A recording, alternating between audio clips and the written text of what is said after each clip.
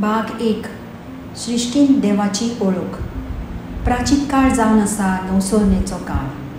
हो काळ जावन आसा आमच्या जिविताची भितरली आनी भायली तपासणी करून आमच्या काळजांत आनी संवसारांत देवाचो आस्पाव घेवपाचो। उपास मागणे आनी गरिबांक दान दिवन नवसोरणी आनी ओत्मीक वाड जावच्याक आमकां आपोवणी।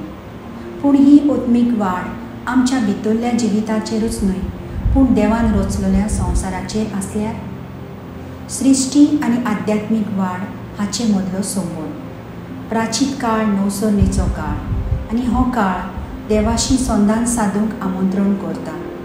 प्राचीन काळा समयार इगोर्ज मात आमकां उपास आनी पिराजीत करूंक आपयता। तेच परी आमचे दोळे उक्ते करून संवसारांतले देवाचें अस्तित्व पळोवंक आनी अनुभवूंक मागता।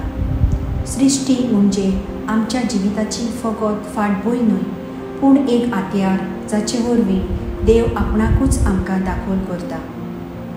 दर एक झाड, दर एक दोंगर, दर एक नदी सर्व देवाची रचना ताची महिमा आनी बरेपणाची तुस्त करतात। ह्या माळे वरवीं आमी सोदून काडटलीं की देवाच्या अजापून रचनेंतले ताचें अस्तित्व आमची प्राचीन यात्रा कितली खोल करूं शकतात। रोशनाराच्या बोटांचें माप दर एका पानाचेर, थंड वाऱ्याचेर आनी सुर्यास्ताचेर आसा।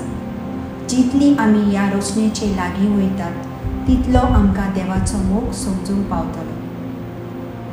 सर्ग तुजी महिमा गायतात आनी मळब तुज्या हातांच्या वावराची वाखाणी करतात। ही वळ आमकां कळीत करता की रचना जावन आसा देवाची वडवीक आनी सोबिताय। प्राचीन काळान आमी भितर सरतात तेन्ना उगडास दवरया की देव आमचे सरशिलो पयस वचूंक ना। आमी श्वास घेतात त्या वाऱ्यांत तो आसा, जेवता त्या जेवणांत तो आसा, चलता त्या जमनीर तो आसा। फुडल्या 40 दिसांनी आमी देवाक फकत उपास आनी मागणी सोदचो न्हय, पूण दिसा दिसपटी सृश्टीचे सोबिताय।